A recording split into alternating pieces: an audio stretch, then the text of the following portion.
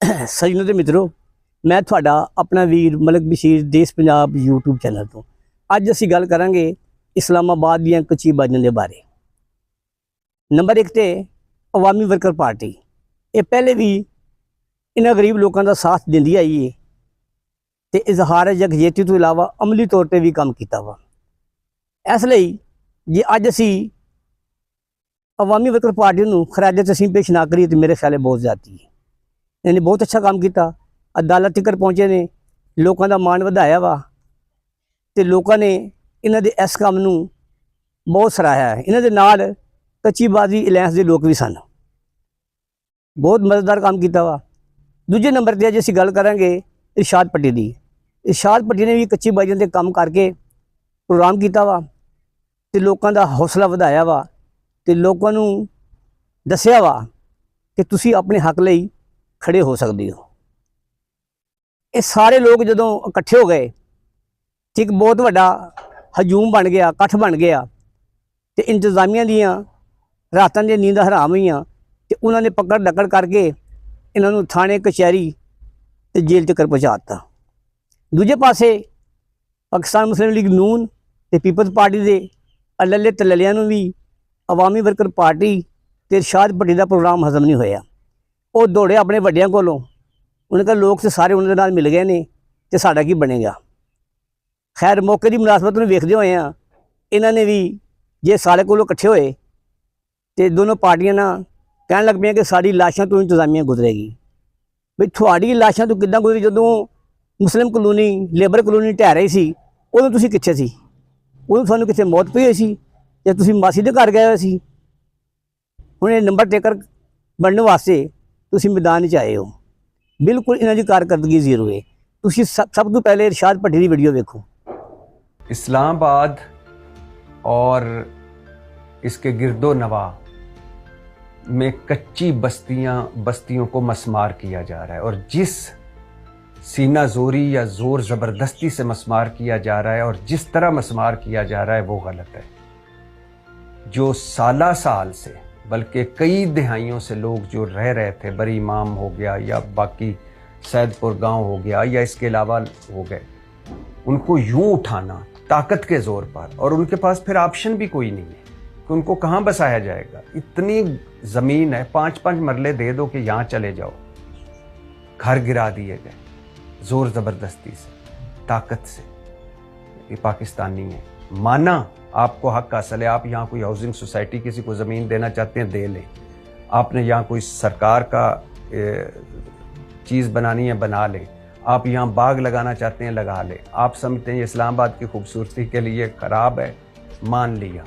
वैसे तो इस्लामाबाद की खूबसूरती को तबाह बर्बाद कर दिया है दरख्त काट काट कर। कहीं मोनूमेंट बन रही है, कहीं सड़कें बन रही हैं, कहीं फुटपाथ बन रहे हैं, कहीं बस्तियाँ गिराई जा रही हैं।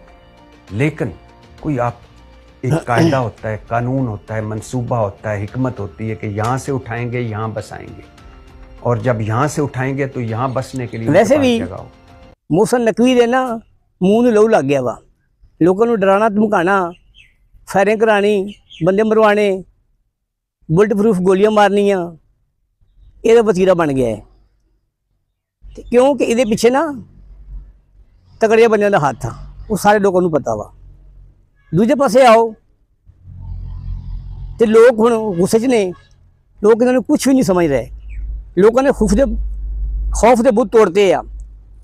ਉਹ ਵੇਲਾ ਹੁਣ ਹੌਲੀ ਹੌਲੀ ਖਤਮ ਹੋ ਰਿਹਾ ਹੈ ਕਿ ਜਦੋਂ ਲੋਕ ਖੌਫ ਤੋਂ ਕੰਬਦੇ ਸੀ, ਡਰ ਤੋਂ ਅੰਦਰ ਵੜ ਜਾਂਦੇ ਸੀ, ਹੁਣ ਇਹ ਲੋਕ ਬਾਹਰ ਨਿਕਲਣਗੇ ਤੇ ਆਪਣੇ ਹੱਕ ਲਈ ਇਕੱਠੇ ਹੋਣਗੇ ਤੇ ਇਹਨਾਂ ਦਾ ਫਿਰ ਖੁਦਾ ਹਾਫਿਜ਼ ਹੋਏਗਾ। ਤੇ ਤੁਸੀਂ ਇੱਕ ਹੋਰ ਤਰ੍ਹਾਂ ਛੋਟੀ ਜਿਹੀ ਵੀਡੀਓ ਵੇਖੋ। करते हैं तो आपको मतलब बगैर मुआवजे के या इस तरह समरी एविक्शंस कहते हैं वो नहीं कर सकते।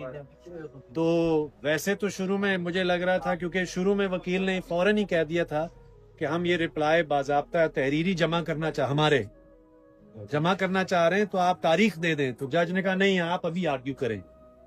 तो शुरू में तो ये डामाडोल सा लग रहा था कि वो, लेकिन जब सीडीए ने, वकील ने भी मेरा ख्याल है काफी ठीक ठाक तरीके से उन्होंने अपनी हमारी बात रखी, और फिर सीडीए ने भी कहा जी हम भी हाँ जी हम करना है। और जो एक यूजुअल जो उनका होता है दरमियान में, ये तो सारे लैंड ग्रैबर्स हैं, ये तो हम उनको मुतबादल देते भी हैं, तो ये वापस आकर बैठ जाते हैं।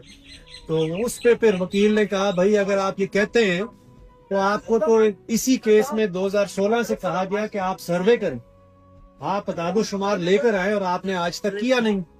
ये 2-3 मोटे मोटे नुकात थे, उस पे मेरा ख्याल फिर वहीं पे जज ने फैसला किया कि आज तो मैं इसको फारिग कर नहीं सकता केस को। तो उन्होंने कहा कि सीडीए वालों को हम आखिरी मौका देते हैं कि वो रेगुलेशंस बनाएं, और उन्होंने ये भी कहा कि आप ये जो कच्ची आबादी वाले वो भी स्टेक होल्डर्स हैं, तो आप उनसे भी कम से कम प्रोसेस का हिस्सा बनाएं।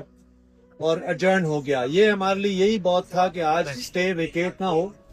और आखिरी चीज जो बाकी दोस्तों को भी नहीं पता, जैसे ही हियरिंग खत्म हुई तो जो चौहान साहब हैं जो सीडीए के वकील हैं वो मेरे पास चल के आए और ने कहा देखें बात तो ये कि ये मामला तो बातचीत के जरिए ही हल होना है। मैंने कहा जी आप बुलडोजर बंद कर दें तो बातचीत तो हम तो कब से तैयार हैं। तो जी बस हम नए चेयरमैन से दरख्वास्त करते हैं आप आए और ये और वो, तो ये है तब। सो एनीवे मतलब सबका शुक्रिया कि आप आज आए, उसका भी असर हुआ क्योंकि जैसे ही हमारा केस अनाउंस हुआ हम सब खड़े हो गए, तो आधा कोर्ट रूम खड़ा हुआ था बिठाना पड़ा। और जज को फिर जज ने आकर 5 मिनट बाद कहा इनको कौन इनको बिठा दो, और वो जरा टेंशन में आ गया। तो वो भी एक तासुर मिला, और जो लोग अंदर आ भी नहीं सके वो भी एक मतलब अच्छी बात है कि भाई वो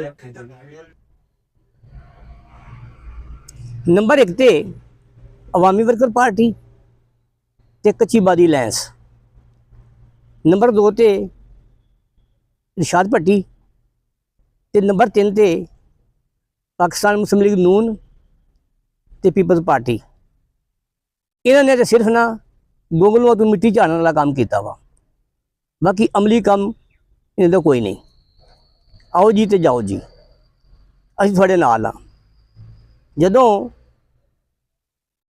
ਮੁਸਲਿਮ ਕਲੋਨੀ ਢਹਿ ਰਹੀ ਸੀ ਤੇ ਉਦੋਂ ਤੁਸੀਂ ਕਿੱਥੇ ਸੀ, ਤੇ ਹੁਣ ਤੁਸੀਂ ਬੜਕਾ ਮਾਰ ਰਹੇ ਹੋ ਕਿ ਅਸੀਂ ਇਹ ਕਰ ਦਿਆਂਗੇ ਅਸੀਂ ਉਹ ਕਰ ਦਿਆਂਗੇ, ਇੰਤਜ਼ਾਮੀਆ ਸਾਡੀਆਂ ਲਾਸ਼ਾਂ ਤੋਂ ਗੁਜ਼ਰੇਗੀ ਤੇ ਫਿਰ ਹੋਏਗਾ ਕੰਮ, ਅਸੀਂ ਨਹੀਂ ਢਹਿਣ ਦਿਆਂਗੇ। ਇਹ ਅਲੱਲੇ ਤਲੱਲੇ ਇਹ ਬੌਂਗੀਆਂ ਮਾਰਨ ਵਾਲੇ ਕਦੀ ਵੀ ਕਾਮਯਾਬ ਨਹੀਂ ਹੁੰਦੇ। ਇਸ ਲਈ ਅਸੀਂ ਅਵਾਮੀ ਵਰਕਰ ਪਾਰਟੀ, ਕੱਚੀ ਆਬਾਦੀ ਲੈਂਸ ਤੇ ਰਿਸ਼ਾਦ ਭੱਟੀ ਨੂੰ ਖਰਾਜ ਤਹਿਸੀਨ ਪੇਸ਼ ਕਰ ਰਹੇ ਹਾਂ ਕਿ ਇਹਨਾਂ ਲੋਕਾਂ ਨੇ ਮਿਲ ਕੇ ਗਰੀਬਾਂ ਦਾ ਹੌਸਲਾ ਵਧਾਇਆ ਵਾ, ਗਰੀਬਾਂ ਦਾ ਮਾਣ ਵਧਾਇਆ ਵਾ, ਤੇ ਉਹਨਾਂ ਨਾਲ ਇਜ਼ਹਾਰ ਯਕਜਹਿਤੀ ਕੀਤਾ ਵਾ, ਤੇ ਉਹਨਾਂ ਦੇ ਇਸ ਚੀਖੋ ਪੁਕਾਰ ਨੂੰ, ਉਹਨਾਂ ਦੇ ਮਸਲਿਆਂ ਨੂੰ ਸੁਪਰੀਮ ਕੋਰਟ ਤੋਂ ਲੈ ਕੇ ਈਵਾਨ ਇਖਤਿਆਰ ਤੱਕ ਪਹੁੰਚਾਉਣ ਵਿੱਚ ਅਹਿਮ ਕਿਰਦਾਰ ਅਦਾ ਕੀਤਾ ਹੈ, ਜਿਵੇਂ ਜਿਵੇਂ ਪਾਕਿਸਤਾਨ, ਜਿਵੇਂ ਸੋਹਣਾ ਦੇਸ਼ ਪੰਜਾਬ।